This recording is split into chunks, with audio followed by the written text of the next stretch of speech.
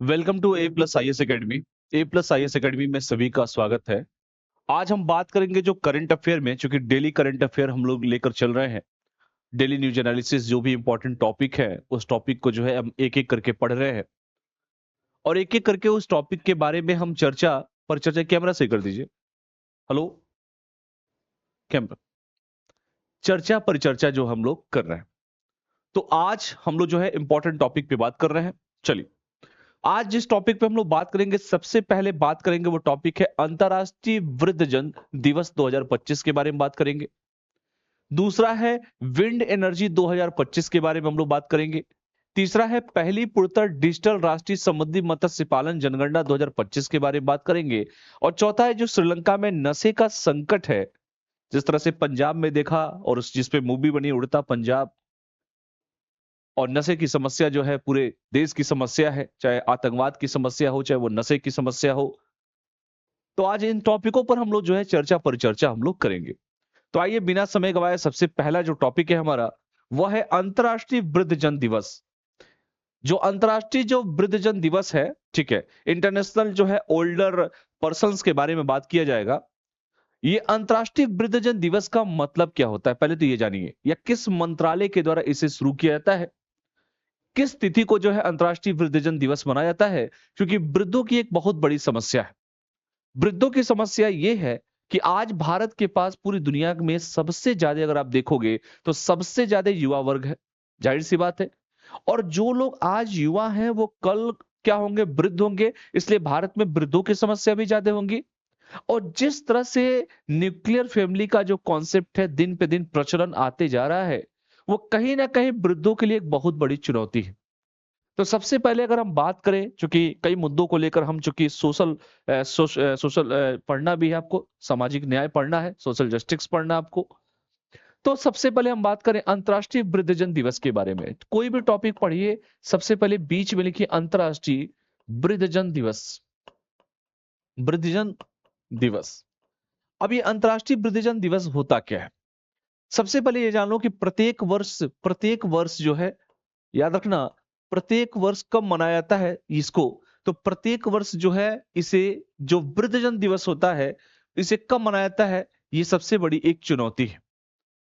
ठीक है, तो अंतर्राष्ट्रीय जो वृद्धजन दिवस है, क्योंकि मैं कई बार अपनी क्लास में वृद्धों की समस्या को लेकर लगातार बात करता हूं, तो ये चूंकि हर साल जो है, प्रत्येक वर्ष अगर हम देखें, वृद्धों की एक बहुत बड़ी समस्या रही है।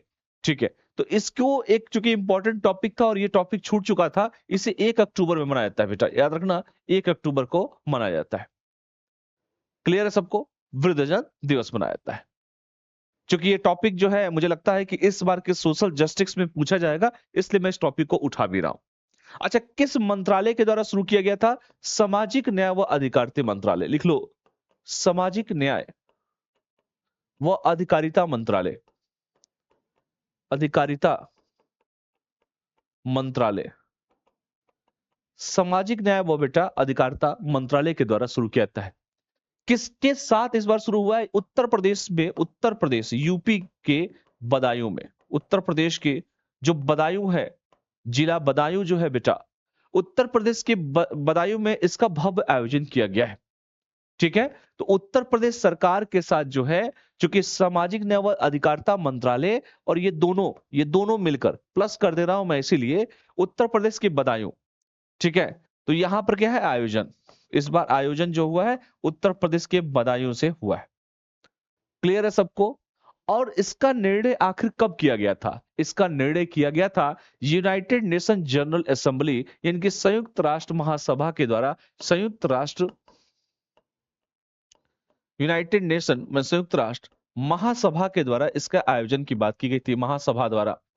और कब किया गया था? 1991 में। इसका जो शुरुआत की बात करूं, अगर इसकी शुरुआत की बात की जाए, तो संयुक्त राष्ट्र महासभा के द्वारा पहली बार कब मनाया गया? अगर आपसे ये पूछे इसकी शुरुआत कब की गई और पहली बार कब मनाया गया, तो चूंकि शुरुआत इसकी की गई थी बेटा, याद रखना, शुरुआत, चूंकि मैं इसकी बात कर देता हूं, इसकी शुरुआत तो वैसे बेटा अगर मैं कहूं तो इसकी संयुक्त राष्ट्र है, यूनाइटेड नेशन, यूएनजीए है, संयुक्त राष्ट्र महासभा है। शुरुआत अगर बात किया जाए, शुरुआत तो 1990 से हुआ, शुरुआत हुआ बेटा 1990 से। और पहली बार आयोजन अगर आपसे पूछे तो पहली बार आयोजन जो हुआ वो याद रखना, पहली बार आयोजन 1 अक्टूबर 1991 को हुआ, 1 अक्टूबर 1991 को हुआ। ये टॉपिक काफी इंपॉर्टेंट है, आपके पेपर में बेटा पूछा जा सकता है कि कब इसकी शुरुआत हुई, तो याद रखना 1 अक्टूबर 1991, 1991। ठीक है, पहले इतना डेटा आप सभी को जानना चाहिए। अगर आपसे मैं पूछूं कि सर, अब देखो मान लो आपके पेपर में आया वृद्धों की समस्या को, तो कम से कम 50 शब्द में ये सारी चीजों को आप कह सकते हो कि सर प्रत्येक वर्ष 1 अक्टूबर को मनाया जाता है, शुरुआत 1990 में हुआ, लेकिन पहली बार आयोजन 1991 से शुरुआत हुआ, और इस बार जो आयोजन हुआ वो यूपी के बदायूं में उत्तर प्रदेश सरकार और सामाजिक न्याय अधिकारिता मंत्रालय दोनों ने मिलकर उत्तर प्रदेश के बदायूं में जो है इसका भव्य आयोजन किया। पहली बात तो ये है। अब मान लीजिए एक और मुद्दा उठता है कि सर सब कुछ तो चलिए ठीक है, इतना आप लोगों ने लिख लिया होगा, सब कुछ तो ठीक है, आखिर इसका उद्देश्य क्या है? भाई कोई भी आयोजन हर साल किया जाता है तो कोई ना कोई उद्देश्य होता है, तो इस बार का उद्देश्य क्या है? अगर आपसे पूछूं मैं कि भैया इस बार का उद्देश्य आप बताओ, तो इसका उद्देश्य क्या है? इसका उद्देश्य है वृद्ध जनों के अधिकारों, लिख लीजिए इसका उद्देश्य, इसका उद्देश्य है बेटा, इसका उद्देश्य है वृद्ध जनों के अधिकारों, वृद्ध जनों के बेटा अधिकारों, इसका उद्देश्य है जो बुजुर्ग लोग हैं उनके अधिकारों, कल्याण, उनका वेलफेयर होना चाहिए, सामाजिक कल्याण, और सबसे इंपॉर्टेंट जो बात है, समाज में उनके योगदान के प्रति जागरूकता, समाज में उनका जो योगदान है, उनके योगदान के प्रति जागरूकता के लिए, जागरूकता। अच्छा, इसका उद्देश्य हो गया भैया, इसकी थीम क्या है? कोई भी कुछ भी होता है बेटा तो इसकी थीम क्या है? तो इसकी थीम है स्वस्थ वृद्धावस्था के वादे को पूरा करना, लिख लीजिए स्वस्थ वृद्धावस्था के वादे को पूरा करना,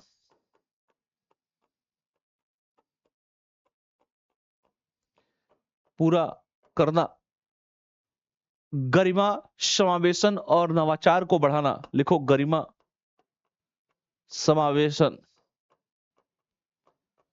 और इनोवेशन को बढ़ाना, नवाचार को बढ़ाना,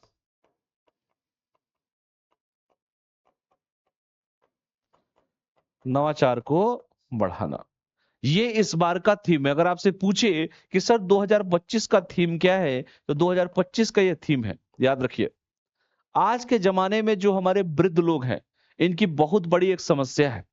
आज हम, पहले क्या था, ज्वाइंट फैमिली का कॉन्सेप्ट हुआ करता था, यानी कि संयुक्त परिवार का कॉन्सेप्ट हुआ करता था। संयुक्त परिवार में सभी लोग मिलजुल कर रहते थे, बड़ा परिवार होता था, सब मिलकर रहते थे। जैसे जैसे जैसे हम प्रगति करते चले गए, आज पता चल रहा है कि लोग न्यूक्लियर हो गए। ज्वाइंट फैमिली में कोई रहना ही नहीं चाहता, सब चाहते हैं कि एकल परिवार हो, हम दो हमारे दो, बस वही हो। लेकिन कहीं ना कहीं देखा जाता है कि संयुक्त परिवार होने से आदमी मजबूत होता है, अपना सुख दुख बांटता है। लेकिन जिस तरह से ग्लोबलाइजेशन हो रहा है, वैश्वीकरण हो रहा है, पश्चिमीकरण हो रहा है, कहीं ना कहीं संयुक्त परिवार की समस्याएं जो है दिन पे दिन जो है, आप देखेंगे ज्वाइंट परिवार जो है और संयुक्त परिवार में बहुत कुछ अलग देखने को आपको मिलता है। आज डिप्रेशन की बात होती है, तनाव की बात होती है, अवसाद की बात होती है, छोटे छोटे बच्चों को डिप्रेशन हो जा रहा है। ये कहीं ना कहीं वो अपने अंदर की जो दर्द है, वो अपने अंदर की जो भावना है, उससे इतना वो परेशान हो गए हैं कि वो किसी से शेयर नहीं कर पा रहे। जब आप सामाजिक न्याय पढ़ेंगे, सोशल जस्टिस पढ़ेंगे, तो उसमें ये सारी चीजें आपको बताई जाएंगी। तो वृद्धों की समस्या एक बहुत बड़ी चुनौती है, और जैसे मैंने कहा कि 18 साल से लेकर अगर आप 29 वर्ष तक के बच्चों को देखिए, तो एक अच्छा खासा परसेंटेज आपको दिखाई देता है समाज में, कि इतने लोग जो हैं इस देश में युवा हैं, तो आने वाले समय में क्या हमारे देश में वृद्धों की समस्या भी ज्यादा होगी।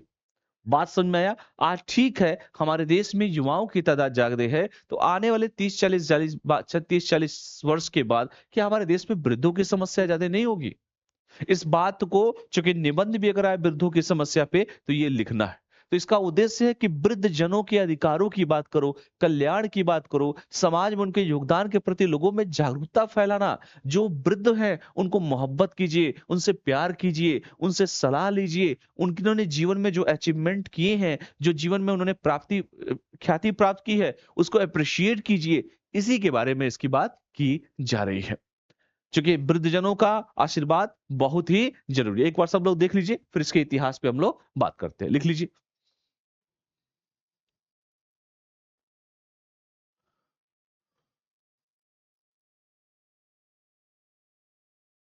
फटाफट सब लोग लिख लीजिए,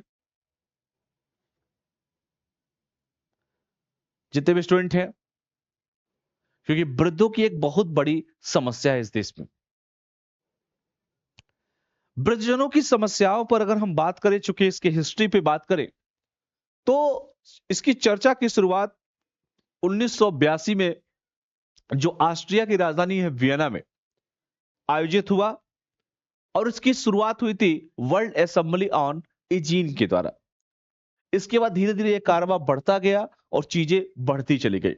इसलिए वृद्धजनों के बारे में, उनके अधिकारों की रक्षा करने के लिए, उन्हें सामाजिक भागीदारी को प्रोत्साहित करने के लिए लगातार ये चीजें चलती गई।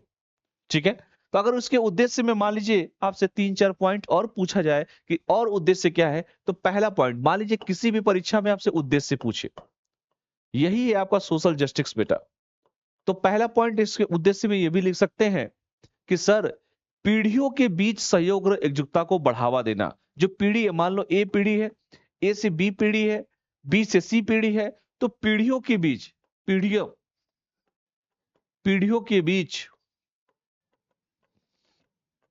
क्या करना, कि पीढ़ियों के बीच सहयोग और एकजुटता को बढ़ावा देना। लिख लो, सहयोग और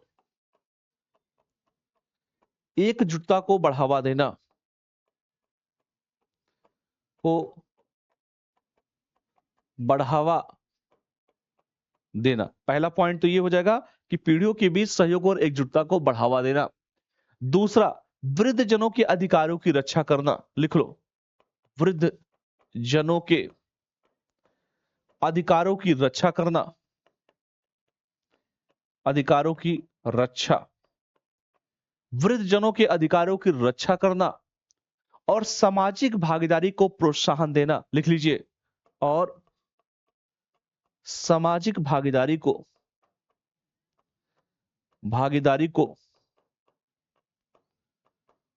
प्रोत्साहन देना, साहन देना। इसके साथ साथ वृद्धों के स्वास्थ्य, उनकी सुरक्षा और उनके सम्मान से जुड़ी नीतियों को सशक्त करना। क्योंकि बुजुर्ग जो लोग हैं, उनकी एक समस्याएं होती है, वो अपना दर्द किससे कहे, कोई तो हो जो उनके दर्द को समझे। क्योंकि आज आप युवा हैं तो कल बुजुर्ग होंगे। जापान जैसा देश, मैं बार बार एग्जांपल देता हूं जापान का, जापान जैसा देश जिसके पास बुजुर्गों की संख्या बहुत ज्यादा है और एक समस्या भी है।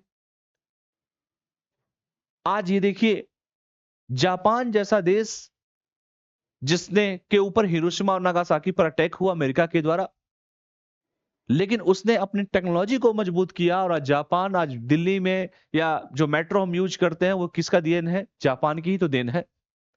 लेकिन आज जापान में बुजुर्गों की समस्या ज्यादा है, और आज हिंदुस्तान में युवाओं की तादाद ज्यादा है। इसलिए मैं बार बार इस पे फोर्स कर रहा हूं। तो आने वाले समय में बुजुर्गों की चीजों को, बुजुर्गों को मतलब अगर सशक्त हमने आज नियम नहीं बनाया, आज चीजों को अच्छा नहीं किया, आज उसके बारे में हमने नहीं सोचा, तो आने वाली जनरेशन में 40 साल के बाद जो है, इस देश में बुजुर्गों की संख्या ज्यादा होगी। और बुजुर्गों की संख्या ज्यादा होगी, तो अगर इस तरह से हम एक न्यूक्लियर होके अगर उनके बारे में नहीं सोचेंगे, तो आने वाली पीढ़ी जो है बहुत समस्याओं से ग्रसित भारत में हो जाएगा। तो याद रखिएगा, वृद्धजनों के अधिकारों की रक्षा और सामाजिक भागीदारी को प्रोत्साहन देना इसका मेन उद्देश्य है। सबसे इंपॉर्टेंट है उनकी सुरक्षा, उनका सम्मान। तो उनकी सुरक्षा और सम्मान को बनाए रखना, सुरक्षा सम्मान को बनाए रखना, सम्मान को बनाए रखना।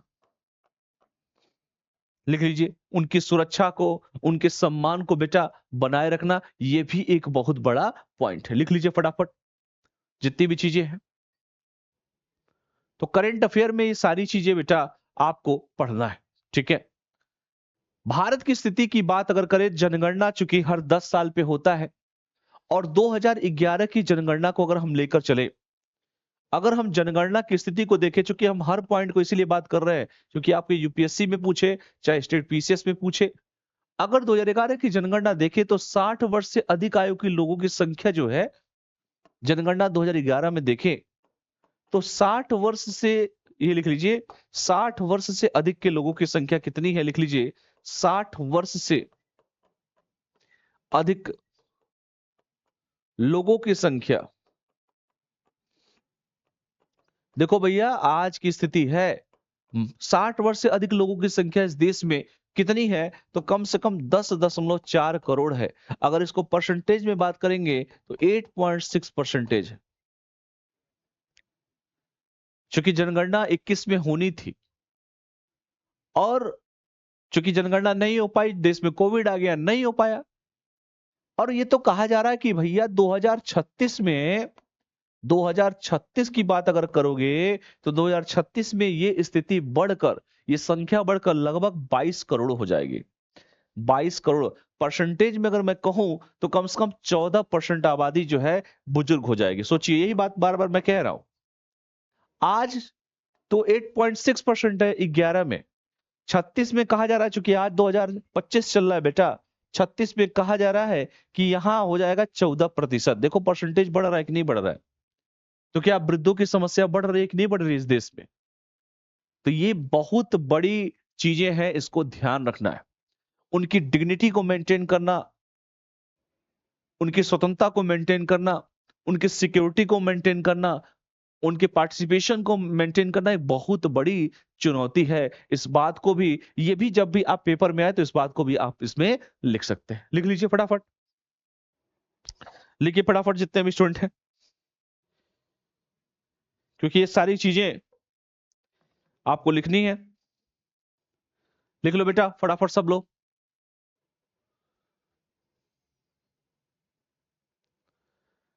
चलिए फटाफट लिखिए। आज सरकार क्या कर रही है? आज सरकार तरह तरह की योजनाएं चला रही है।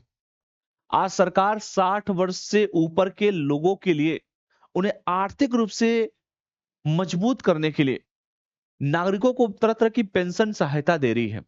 सरकार के द्वारा बहुत सारे इनिशिएटिव चल रहे हैं। सरकार 60 वर्ष से अधिक के लोगों के लिए, वर्षों से अधिक के लोगों के लिए, अधिक के लोगों के लिए क्या कर रही है? आर्थिक सहायता दे रही है। आर्थिक सहायता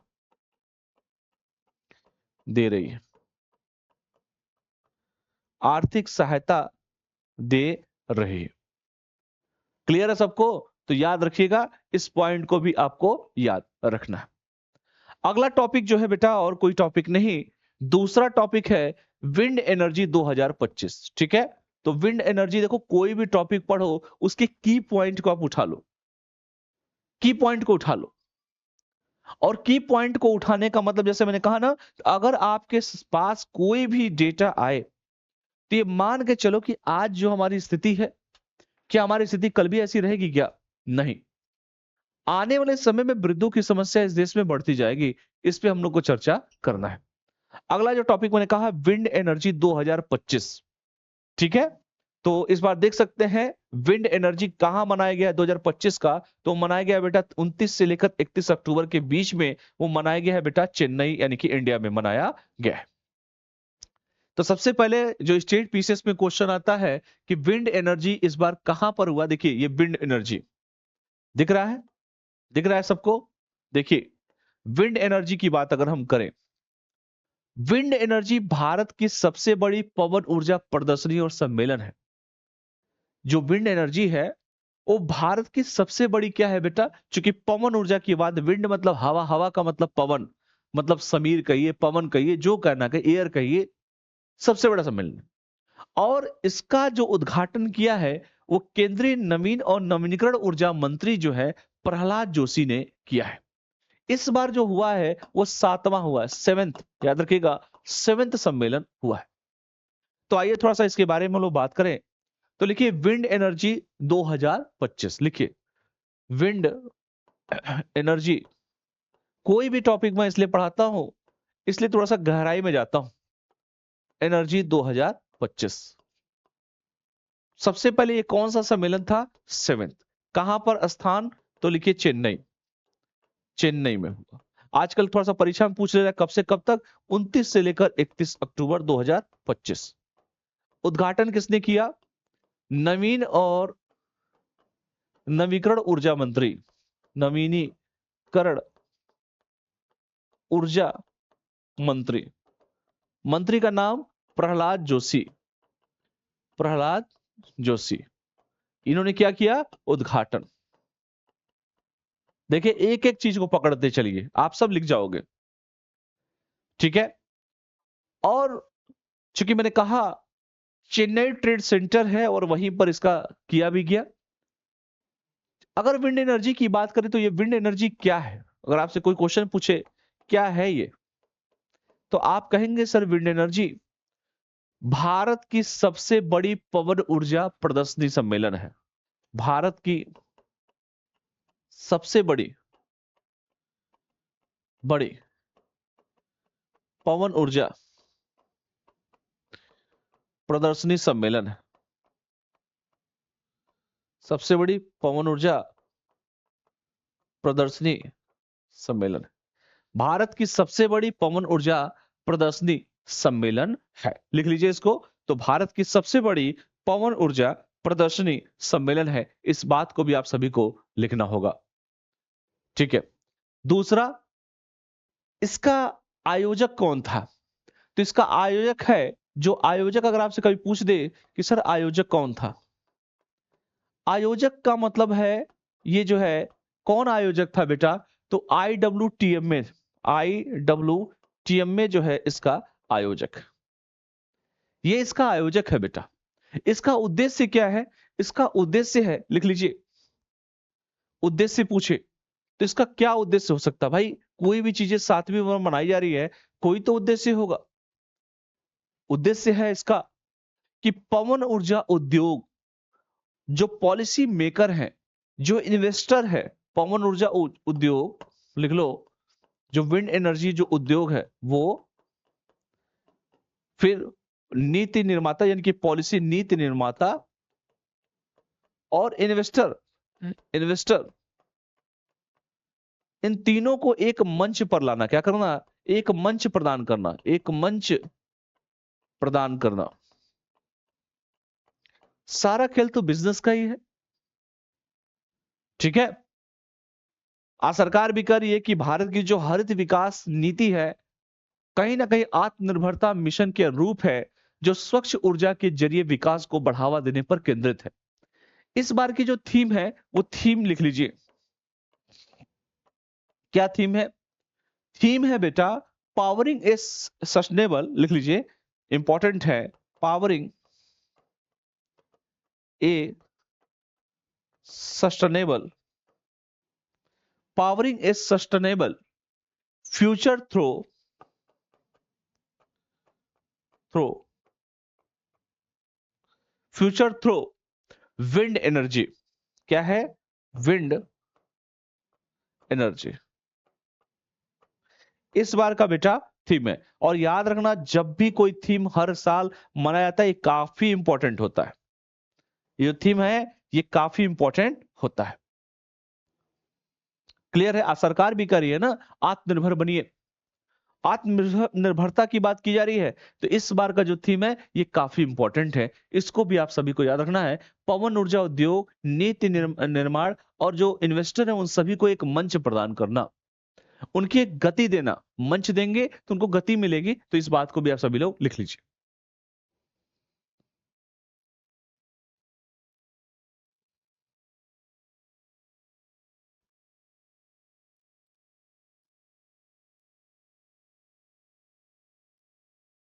भारत की बात अगर हम करें, चूंकि हम लंबी चौड़ी बातें तो नहीं करेंगे, लेकिन भारत के बिहाफ से अगर हम बात करें बेटा, तो भारत में की कुल पवन ऊर्जा क्षमता में, याद रखिएगा, भारत की कुल पवन ऊर्जा क्षमता, विंड एनर्जी, क्षमता में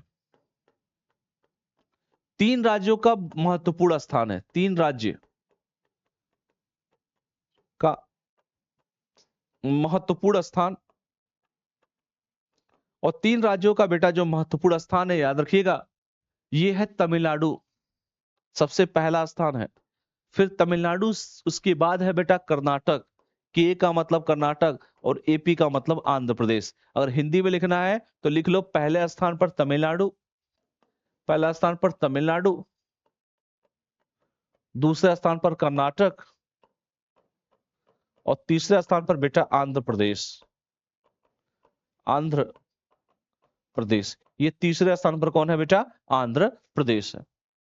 तो तीनों के बारे में आप सभी को जानना है। पहले स्थान पर तमिलनाडु है, और तीनों के तीनों मजे की बात है, ये जो विंड एनर्जी की जो बात हम कर रहे हैं, ये साउथ इंडिया की बात कर रहे हैं। साउथ इंडिया देख रहे हैं ना, दक्षिण भारत में ये चीजें देखने को आपको मिल रही हैं।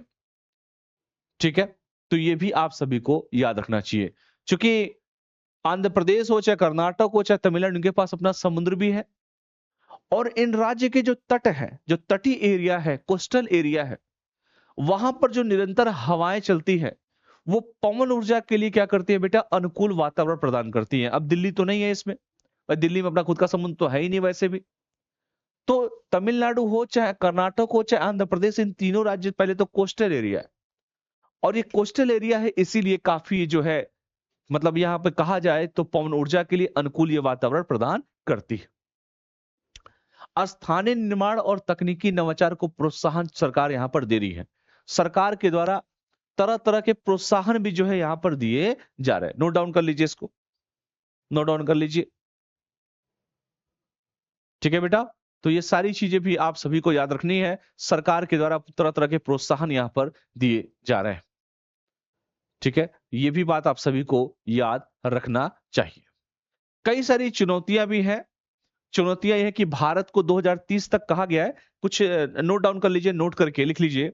सरकार ने एक चीज कहा है, सरकार ने कहा है कि साहब देखिए सब कुछ तो ठीक है, लेकिन 2030 तक सरकार ने कहा है कि 2030 आते आते 2030 तक हमको भैया कितना 100 गीगावाट, लिख लीजिए 100 गीगावाट। इस 100 गीगावाट क्या करना है?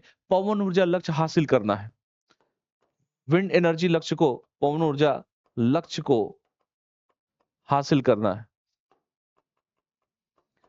हासिल करना है। ठीक है, याद रखिएगा। इसकी कई सारी चुनौतियां भी है। चैलेंजिंग क्या है, चुनौती क्या है? चुनौतियां, मैं हर टॉपिक को छू रहा हूं, एनवायरमेंट को छू रहा हूं, सारे टॉपिक को छू रहा हूं बेटा। चुनौतियां ये है कि कुछ राज्यों में बहुत सारे बकाया हैं, या भूमि अधिग्रहण और पर्यावरणीय मंजूरी में विलंब मिल जाता है। लिख लीजिए, भूमि अधिग्रहण, अधिग्रहण, अधिग्रहण और पर्यावरणीय मंजूरी, पर्यावरणीय मंजूरी में विलंब, मंजूरी में विलंब हो जाता है। ये भी बात आप कह सकते हैं।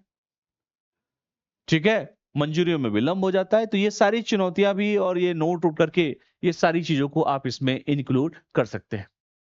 लिख लीजिए इन सभी चीजों को भी। तो इस बात को भी, अरे भाई 1 घंटे क्लास, अभी आधा घंटा हुआ, क्या हो गया? ठीक है, चलिए तो आगे अगर हम बात करें चुनौतियों पे, तो भूमि अधिग्रहण एक बहुत बड़ी चुनौती है, और सबसे इंपॉर्टेंट है कि असमान वायु घनत्व और मौसमी अस्थिरता से उत्पादन प्रभावित है। ये भी बातें हम इसमें नोट डाउन करके लिख सकते हैं। तो ये भी टॉपिक काफी इंपॉर्टेंट है, और इसकी याद रखना, जो डाटा देता हूं वो डाटा काफी इंपॉर्टेंट है। अगला जो टॉपिक है बेटा, वह है पूर्णतः डिजिटल राष्ट्रीय समुद्री मत्स्य पालन जनगणना 2025। ये देखिए कोची में हुआ इस बार 31 अक्टूबर 2025 को। याद रखिए कोची में, कोची कहां? मतलब केरल में ये हुआ है। देखिए कोई भी टॉपिक में पढ़ाता हूं, मेरी पूरी कोशिश होती है कि स्टेट, पीसीएस, यूपीएससी, वनडे सब कुछ क्लियर हो। ये जैसे वनडे में क्या पूछेगा? स्थान पूछ लेगा, या ये पूछ लेगा कि भैया कहां पर हुआ है, कब से कब हुआ है, किस डेट को हुआ है, या मंत्री जी का नाम पूछ लेगा, या आपसे पूछ ले कौन सा डिपार्टमेंट है, ये पूछ लेगा।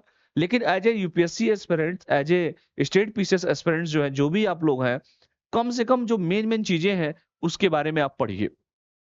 कि हमें कोई भी, एक बार देख लीजिए आप लोग, कोई भी टॉपिक पढ़िए तो ये पढ़ लीजिए कि भैया मैक्सिमम चीजें क्या इसमें पूछी जा रही है। आज एक बहुत बड़ी चुनौती है ब्लू इकोनॉमी का।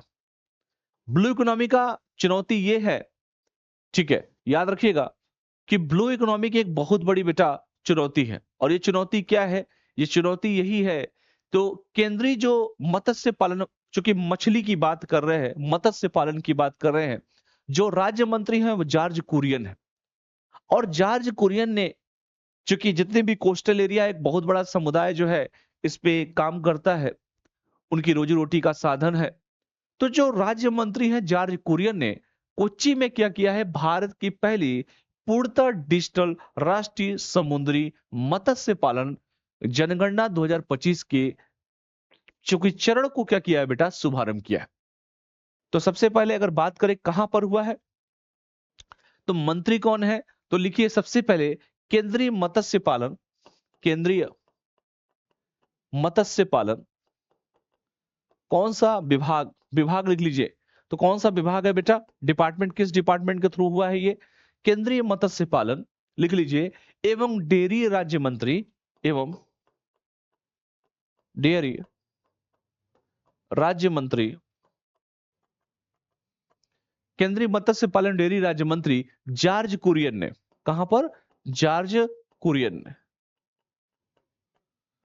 कुरियन ने कहां पर किया है बेटा, इन्होंने किया है कोच्चि में, कोच्चि में,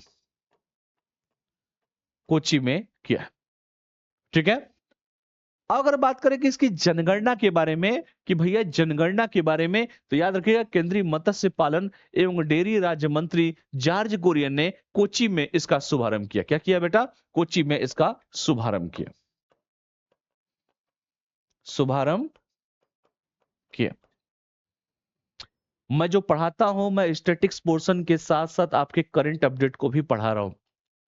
आपको लगेगा कि सर इसमें क्या मेन चीज कर रहे हैं, तो मेरी पूरी कोशिश यही होती है कि आप लोग को वो सारी चीजें दे दे।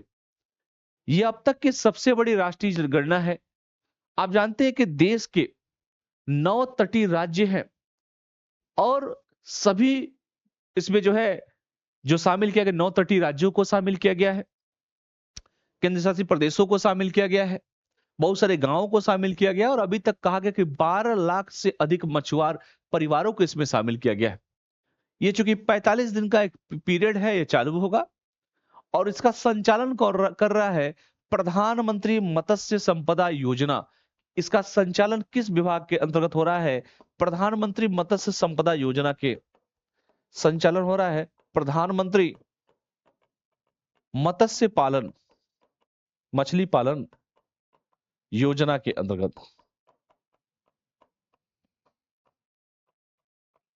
योजना के अंतर्गत हो रहा है। इसका संचालन प्रधानमंत्री मत्स्य पालन योजना के अंतर्गत बेटा हो रहा है, ठीक है। इसकी नोडल एजेंसी कौन है, या इसका उद्देश्य क्या है बेटा, तो इसकी जो नोडल एजेंसी है, अगर आपसे ये पूछे कि सर नोडल एजेंसी बताओ कौन सा है, तो नोडल एजेंसी क्या हो सकता है, आप ही बताओ।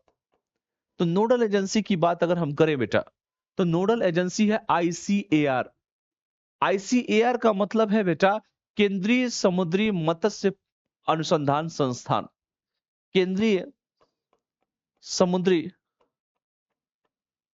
केंद्रीय समुद्री मत्स्य, लिख लो, केंद्रीय समुद्री मत्स्य अनुसंधान संस्थान, अनुसंधान संस्थान, आईसीएआर, ठीक है। ये भी याद आप सभी को करना है। तो नोडल एजेंसी है केंद्रीय समुद्री मत्स्य अनुसंधान संस्थान, इसकी नोडल एजेंसी, लिख लीजिए सभी लोग, ठीक है। अच्छा, इसका महत्व क्या है, आखिर क्यों किया गया है इसका, कोई ना कोई तो महत्व होगा, या कोई ना कोई तो विशेषताएं होंगी। अगर महत्व है तो महत्व में क्या आपको जानना है, महत्व क्या है इसका, या इसका उद्देश्य क्या है। इसका उद्देश्य है, लिख लीजिए, इसका उद्देश्य क्या है, लिख लीजिए, इसका उद्देश्य क्या है। इसका उद्देश्य है क्या, मत्स्य क्षेत्र में नीतिगत योजनाएं बनाना। लिखो, मत्स्य के क्षेत्र में, मछली वाला जो क्षेत्र है, मत्स्य क्षेत्र में नीतिगत योजनाएं बनाना,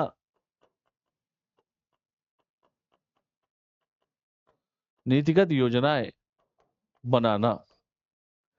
इसके साथ साथ पारदर्शिता और दक्षता को बढ़ावा देना। लिख लो, पारदर्शिता, ट्रांसपेरेंसी और इफिशियंसी, दक्षता को बढ़ावा देना, बढ़ावा देना। दूसरा, स्मार्ट जनगणना, स्मार्ट फिशरीज की बात की गई है, स्मार्ट फिशरीज की बात की गई है, स्मार्ट फिशरीज की बात की गई है। बात समझ में आया। इसके माध्यम से डेटा आधारित प्रशासन को प्रोत्साहन देना, डेटा आधारित प्रशासन को प्रोत्साहित करना, प्रोत्साहित करना। बात समझ में आया। और इसकी विशेषताओं के बारे में और क्या लिखोगे, और क्या इसकी विशेषताएं हैं। इसकी विशेषताएं ये भी है, क्या इसकी विशेषताएं हैं बेटा, कि व्यास मतलब बड़े लेवल पर जो है एक व्यास सूत्र और व्यास भारत, याद रखिएगा, व्यास सूत्र और व्यास भारत, लिख लो, व्यास सूत्र और व्यास भारत मोबाइल ऐप के माध्यम से, ये क्या है दोनों, ये दोनों के दोनों जो है मोबाइल ऐप है। ये क्या है, मोबाइल ऐप है बेटा, मोबाइल ऐप है। और इन दोनों के माध्यम से, मोबाइल ऐप के माध्यम से पहली बार पूर्ण डिजिटल संग्रह प्रणाली है, पहली बार पूर्ण डिजिटल संग्रह प्रणाली, इसका उद्देश्य। ठीक है। तो चूंकि मछली के कारोबार में भी बहुत सारे लोग लगे हैं, बहुत सारा परिवार लगा है, और जो भी हमारे कोस्टल एरिया है, अगर मान लीजिए सही तरह से डेटा रहे, सही चीजें मिलती रहे, तो पॉलिसी बनाने वाले भी अच्छी तरह से पॉलिसी बनाएंगे। क्योंकि किसी ना किसी व्यापार में हर तरह के लोग होते हैं जो व्यापार करते हैं। ठीक है, ये भी आप सभी को जानना चाहिए। तो ये सारी चीजें इसके उद्देश्य में, आपको अगर पूछा जाए तो इसके सारे उद्देश्य में बेटा आपको ये सब चीजें लिखनी, लिख लीजिए, फटाफट लिख लीजिए बेटा। तो अगर सारी चीजें हैं तो क्या चुनौतियां भी आएंगी? भाई बिल्कुल चुनौतियां आएंगी। भाई हर काम में जो भी चीजें परफेक्ट तो होना नहीं है। तटीय क्षेत्रों में डिजिटल साक्षरता और नेटवर्क की कमी है। लिखिए चुनौतियां, चुनौतियां, चैलेंजिंग क्या है, तो लिखिए चुनौतियां।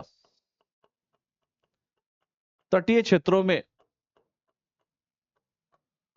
तटीय क्षेत्रों में क्या करना, तो तटीय क्षेत्रों में डिजिटल साक्षरता, डिजिटल साक्षरता, तटीय क्षेत्रों में डिजिटल साक्षरता और नेटवर्क की कमी। लिखिए, और नेटवर्क की कमी, नेटवर्क की कमी। दूसरा, डेटा सत्यापन की समस्या, डेटा सत्यापन की समस्या। तीसरा, तीसरा है बेटा जो प्रशिक्षित स्टाफ की कमी, प्रशिक्षित स्टाफ की कमी, स्टाफ की कमी। ये भी ये बात आप इसमें इंक्लूड कर सकते हैं। ठीक है, तो नोट डाउन कर लीजिए इसको, ये भी बहुत इंपॉर्टेंट आपका टॉपिक है। और ठीक है, तो इसको भी आप सभी को याद रखिएगा। तो ये जो टॉपिक जो भी पढ़ाया हूं अभी तक, ये काफी इंपॉर्टेंट टॉपिक है बेटा, क्योंकि हर टॉपिक को हर सेगमेंट से पढ़ाना पड़ता है। स्टैटिक पोर्शन के साथ साथ करंट अपडेट को भी पढ़ाइए, किस मंत्रालय के थ्रू है, क्या उसके बेनिफिट्स होंगे, क्या इसका उद्देश्य है, कौन मंत्री है, कहां उद्घाटन हुआ है, इससे बेनिफिट क्या होगा। और मैंने कहा कि हजारों की संख्या में, लाखों की संख्या में 9 राज्य से लगाए, तटीय राज्यों से लगाए, 4 यूटी को ले लो और भी गांवों को ले लो, लोग 12 लाख लोगों को इसमें शामिल किया गया है जो मछुआरे काम कर रहे हैं।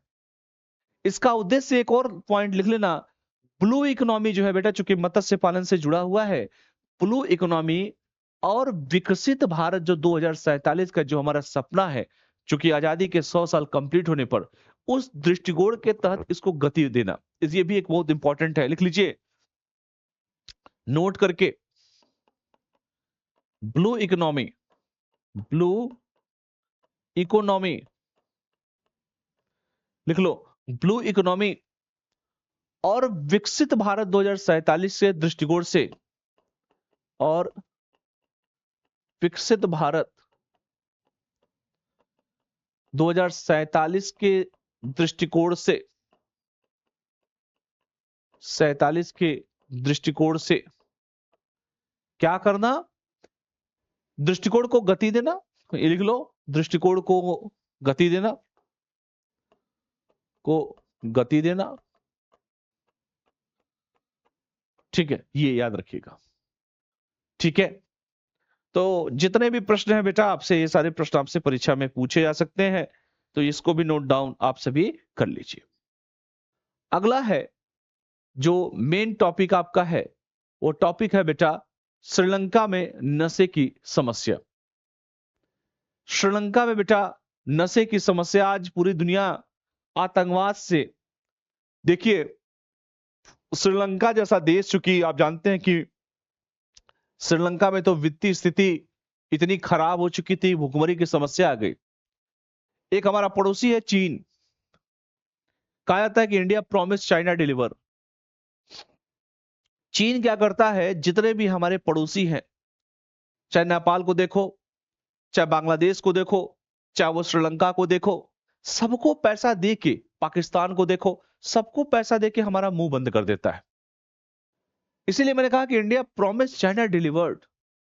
अभी देखो बांग्लादेश की प्रधानमंत्री शेख हसीना को अपना देश छोड़ के भागना पड़ा और उनको पना उत्तर प्रदेश के हिंडन एयरबेस पे उनका फ्लाइट लैंड किया।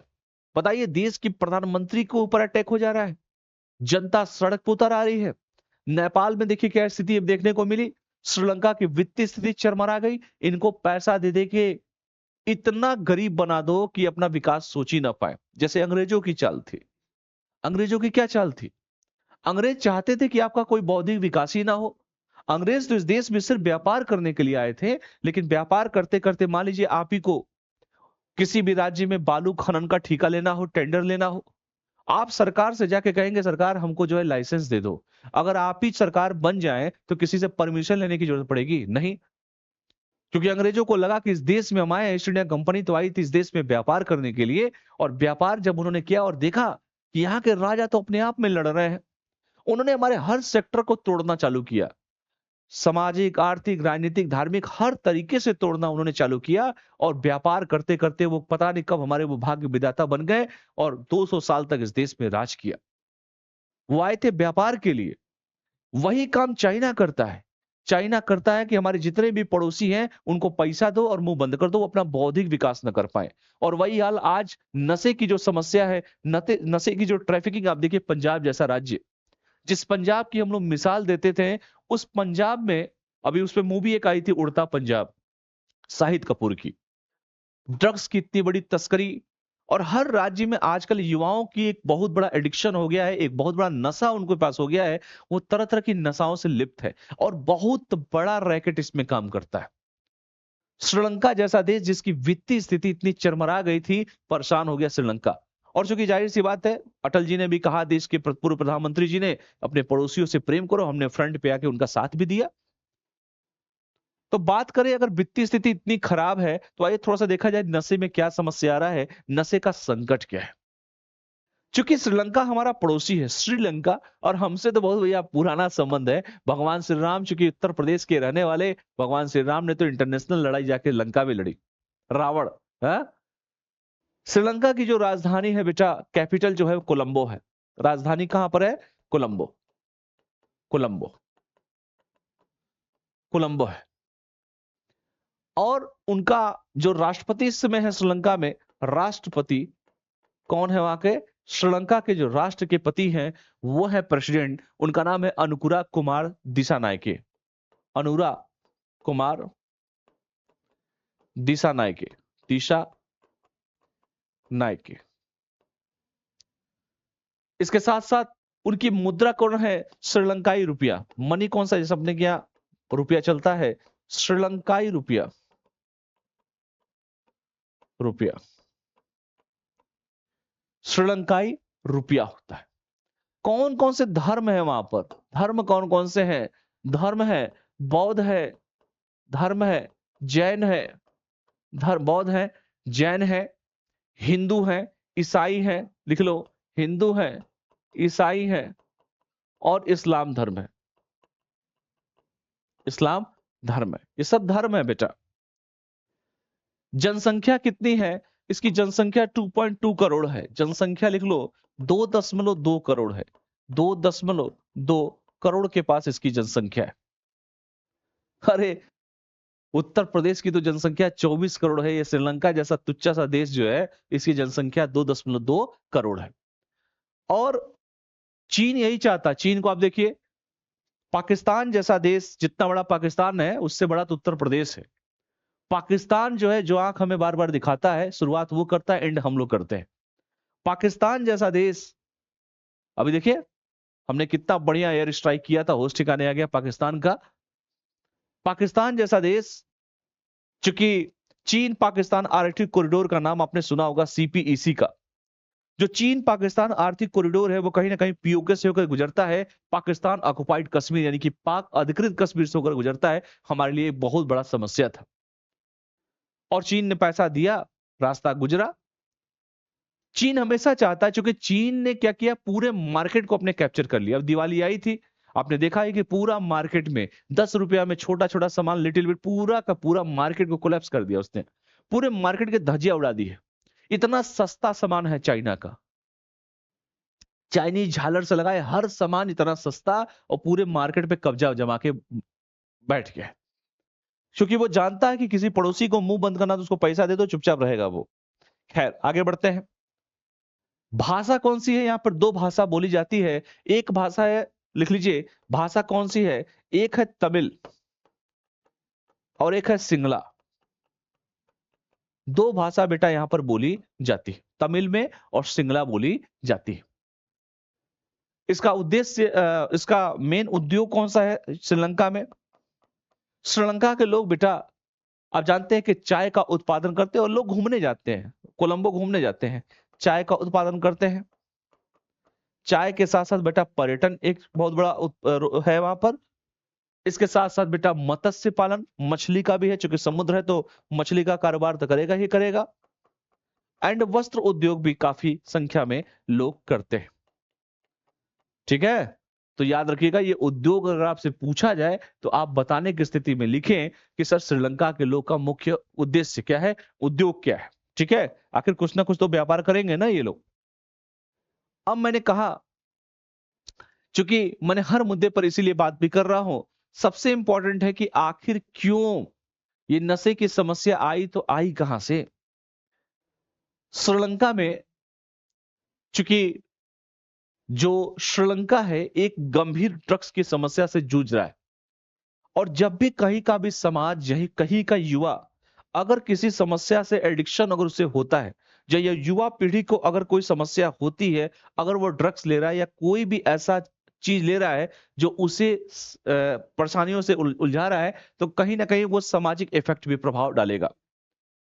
30 अक्टूबर को जो श्रीलंका के जो राष्ट्रपति साहब हैं अनुरा कुमार दिसानायके, उनके द्वारा एक मुहिम चलाई गई है, और उस मुहिम का नाम है united as a nation national drive.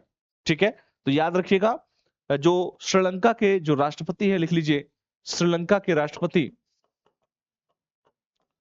Sri Lanka के राष्ट्रपति ने, कोई भी राज्य या कोई भी देश बिना युवाओं के आगे बढ़ ही नहीं सकता है। युवा देश की रीढ़ की हड्डी है।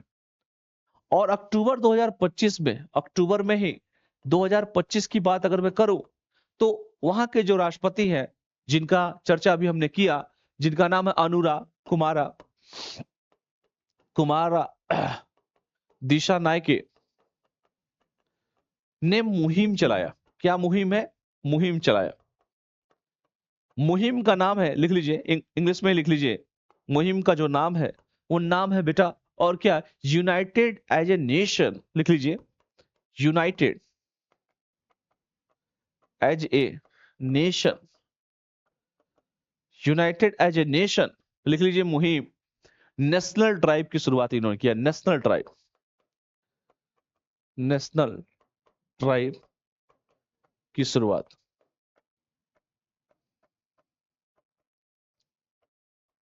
नेशनल ड्राइव की शुरुआत इन्होंने किया है।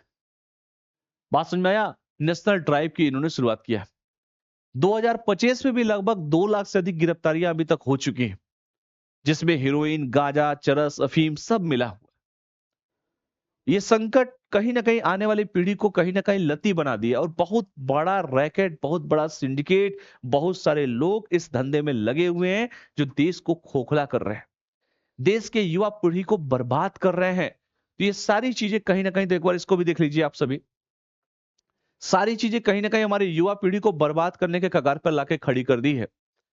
यही सारी चीजें हैं जो कहीं ना कहीं इनके प्रति, अब मेन मुद्दा ये उठता है कि भैया सरकार क्या करेगी? पुलिस और सेना की जवाबदेही तय करना पड़ेगा कि भैया कहीं से भी जो है, अगर कुछ भी होता है तो उस पर कड़ी से कड़ी एक्शन रखें। जागरूकता अभियान भी चलाना पड़ेगा। अंतर्राष्ट्रीय सहयोग भी उन्हें लेना पड़ेगा, पाकिस्तान से, भारत से, यूरोपीय यूनियन देशों से निगरानी बढ़ानी पड़ेगी। सहयोग लीजिए आप हमसे। अटल जी ने कहा है कि पड़ोसियों से प्रेम करिए। आप समस्या में हैं, आप अपनी समस्या को बताइए। अगर आप समस्या में हैं तो हम समस्या में हैं। पुनर्वास केंद्रों की स्थापना, रिहेबिलिटेशन सेंटर की बात की गई है। जो लोग इसमें फंसे हैं उन लोगों को बाहर निकालिए। सभी जिलों में ड्रग्स पुनर्वास केंद्रों की स्थापना करने की बात की गई है। क्योंकि अब ने कहा ना, पंजाब का मैंने एक एग्जांपल आपको दिया, बिहार जैसा राज्य जहां पर शराबबंदी है, जिस राज्य में शराबबंदी है और खुलेआम होम डिलीवरी हो रहा है शराब का, और सरकार की आय का बहुत बड़ा, लेकिन आज जिस जो राज्य ड्रग्स की बात करे, नशे की बात करे, अफीम, गांजा, चरस की बात करे, हीरोइन की बात करे, ये काफी कॉस्टली होते हैं और अपने देश को बर्बाद भी ये लोग करते हैं। तो खैर, आज जो हमने टॉपिक आज स्टार्ट किया, देखिए श्रीलंका के सारे मुद्दों पे हमने चर्चा किया। तो श्रीलंका में जो नशे का एक बहुत बड़ा संकट है, याद रखिएगा। ब्लू इकोनॉमी के बारे में हमने बात किया, चुनौतियों के बारे में हमने बात किया, इसका उद्देश्य क्या है, सारे मुद्दों पर हमने बात किया। संचालन किसके द्वारा किया गया, और पहली पूर्णतः डिजिटल राष्ट्रीय समुद्री मत्स्य पालन जनगणना के बारे में हमने चर्चा किया। इसके साथ साथ हमने जो है भारत की कुल पवन ऊर्जा में 3 राज्य, खास करके याद रखिएगा, ये 3 राज्य तमिलनाडु, कर्नाटक और आंध्र प्रदेश, इसके बारे में हमने चर्चा किया। इसके साथ साथ जो उद्देश्य है क्या है, इस पे बात किया। विंड्स एनर्जी 2025 के बारे में बात किया, और ये जितना भी चीजें हैं सब पे हमने बात किया। जनगणना 2011 पे बात किया, इसका मेन उद्देश्य क्या है इस पे बात किया, और सारी थीम उम सब पे बात किया। अंतर्राष्ट्रीय वृद्धजन दिवस के बारे में चर्चा किया। तो जितना भी टॉपिक आप सभी को पढ़ाया गया है, ये बेटा काफी इंपॉर्टेंट टॉपिक है। आपको करना क्या है, बार बार रिविजन करना। एक कॉपी बनाइए, और कॉपी बना के देखो, मैं एक छोटी सी चीज कर रहा हूं। करंट अफेयर के लिए करना क्या है, करंट अफेयर के लिए सिंपल सी चीजें हैं। करंट अफेयर के लिए मैं सबसे लास्ट में बता देता हूं, चलिए। करंट अफेयर के लिए देखो क्या करना है। जो भी तैयारी करते हो, मैं आने वाले समय में राजस्थान का भी करंट आपको पढ़ाऊंगा, इसलिए परेशान मत होइए आप सभी। करंट अफेयर देखिए क्या होता है। करंट अफेयर जो होता है वो देखो, सभी जितने भी विषय हैं, जितने ऑल सब्जेक्ट, जितने भी सब्जेक्ट है, चाहे वो आपका हिस्ट्री हो, चाहे वो आपका पॉलिटी हो, चाहे वो आपका ज्योग्राफी हो, चाहे वो इन्वायरमेंट हो, चाहे वो इकोनॉमिक्स हो, और चाहे वो आपका, मतलब कोई भी सब्जेक्ट ये पढ़ना है, प्लस इसके साथ साथ करंट अपडेट पढ़ना है। इसे हम स्टैटिक पोर्शन कहते हैं। क्या बोलते हैं बेटा? Static portion. स्टैटिक पोर्शन के साथ साथ हमें करंट अफेयर पढ़ना है, जिससे क्या होगा, हम जो सब्जेक्ट पढ़ रहे हैं उसके साथ साथ अगर करंट अपडेट को करेंगे तो हमारी तैयारी और मजबूत हो जाएगी। इसीलिए मैंने बार बार कह रहा हूं, करंट को हमेशा स्टैटिक के साथ पढ़िए। इसीलिए मैंने इंटरनेशनल रिलेशन भी आपको पढ़ाया, ब्लू इकोनॉमी की भी बात हमने किया, उस पर भी टॉप चर्चा किया। हमने सोशल इश्यूज के मुद्दों को भी उठाया, वृद्धजन वाला समस्या को जो लेकर, और हमने जितना भी समस्या, जो भी चीजें हैं, उसके बारे में हमने चर्चा परिचर्चा किया। आप लोग एक कॉपी बनाइए, डेली कोई भी टॉपिक, जैसे मान लो अंतर्राष्ट्रीय वृद्धजन दिवस, तो मेन उसका कोर क्या है ये बीच में रखिए और सारे इसके डायमेंशंस को लिखिए, ताकि आपको आदत सी पड़ जाए, जब भी आप मेंस देने जाओ एक बार इन चीजों को बस सिनॉप्सिस को देख लो। सिनॉप्सिस देखोगे तो उससे क्या होगा, आपको पता चल जाएगा इसके कितने डायमेंशंस हैं और हमें क्या क्या इसमें लिखना है। क्लियर है सबको? तो अच्छे तरह से तैयारी कीजिए, हमारी शुभकामनाएं हैं। और हम जो कि डेली करंट अफेयर इसलिए ला रहे हैं ताकि आप सभी जो बच्चे जो हमसे A+ IAS एकेडमी के थ्रू जुड़ रहे हैं और संस्थान से जुड़े हैं, और भी दोस्तों को इस वीडियो को शेयर कीजिए ताकि उन बच्चों तक हमारी पहुंच हो, हमारी रीच हो। अधिक से अधिक वीडियो को शेयर कीजिए, चैनल को लाइक शेयर सब्सक्राइब कीजिए, ताकि जब भी कोई क्लास हो आपको जो है क्लासेज उस पर पूरा मिलता रहे। ठीक है, यूट्यूब पे। ठीक है, कोई भी कोर्स ज्वाइन करना हो दिए गए नंबर पे आप लोग संपर्क भी कर सकते हैं। तो चलिए आज के लिए इतना ही करते हैं। आने वाले समय में जो है बेटा हम इस पे और अच्छा करेंगे। अभी शुरुआत है, थोड़ा सा बेसिक से धीरे धीरे चलना पड़ रहा है, मुझे मजबूरी है। लेकिन आने वाले समय में हम राजस्थान का भी करंट एक दो टॉपिक हम रोज कराएंगे, इसलिए परेशान नहीं होना है। मैं वनडे एग्जाम को भी, मैंने स्टेट पीसीएस को भी, मैंने यूपीएससी को भी, तीनों को एक साथ जोड़ के इसमें मैंने आपको क्लास मैं जरूर दूंगा। और अभी मैंने वनडे को भी, क्योंकि देखो वनडे में क्या है, यही पूछेगा अंतर्राष्ट्रीय वृद्धजन दिवस कब मनाया जाता है, बहुत पूछेगा। तो इसकी शुरुआत कब हुई थी, किसके द्वारा हुई थी, मंत्री कौन है, सर किस डिपार्टमेंट के थ्रू आता है, ये वनडे का क्वेश्चन है। स्टेट पीसेस में एक दो को जोड़ देगा, यूपीएससी में थोड़ा सा ब्रॉड लेवल पर सोचने पर मजबूर कर देगा। तो आज के लिए चलिए इतना ही करते हैं, और कल हमारी मुलाकात आप सभी से होगी। चैनल को लाइक शेयर सब्सक्राइब जरूर करिए, बेल आइकन को प्रेस कीजिए ताकि नोटिफिकेशन आपको मिलता रहे लगातार। और जो लोग नए हो वो क्लास से जुड़िए और अपने दोस्तों को भी वीडियो शेयर कीजिए। ठीक है, चलिए बहुत बहुत धन्यवाद। Thank you all of you, thank you.